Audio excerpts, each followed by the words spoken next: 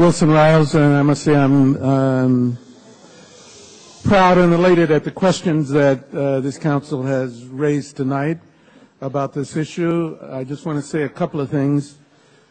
One is that there are character issues involved here with city staff as well as the council members. Once someone decides that they want to do something, particularly staff people, their careers are connected to it. And so it's very hard then to turn around. And sometimes political careers are connected to policies.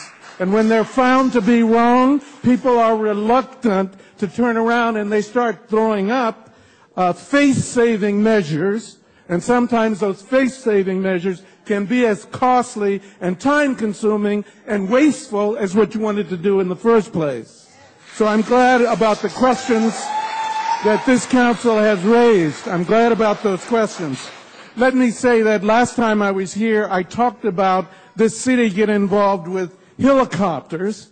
What I didn't get a chance to say is that the issue about helicopters being useful for emergencies was also brought up at the time. And there was some expectation at the time that the port and the county would be involved in supporting that emergency operation. It never happened. Never happened. The port never stepped up to pay its fair share. When Henry Gardner, I have Michelle for some extra time. I'm sorry, forgive me, Michelle. And was there a person over here? I'm sorry. And your name? Thank you. So the helicopters were sold on this basis of also being successful in helping to reduce crime, which they didn't. When I was a council member and questioned the helicopters, they gave me a ride on the helicopter, and the helicopter pilot went around and buzzed the ladies on San Pablo Avenue as if that was a proper thing to be doing with a helicopter. You can't arrest anybody from a helicopter. So it was a waste, and the city was stuck with those costs even though they were originally subsidized. So now we have this question about emergencies for this DAC center, and it's not going to work. It's not going to work because if we look very deeply at the issues concerning the city's emergency response, we immediately come up against the fact that most of our emergency responders don't live in Oakland. So if there is a need for manpower during the emergencies, they're not going to be able to get here.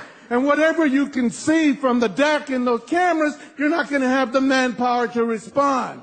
This city has decided that what we needed to do was to increase the core program and help our residents to be able to sustain themselves in an emergency. We haven't done that well enough. Let's do that in response to the emergency rather than these colorful cameras and other kinds of things that don't get to the real issues about emergencies. Finally, let me say that all too often during a political process, when we get to this point where something's being questioned, we slow it down and we send it to a committee. So when we're talking about sending all these financial questions to the committee, I'm suspicious that that's more about cooling things down, and then after things cool down, they're going to try to slip something in. Don't do that.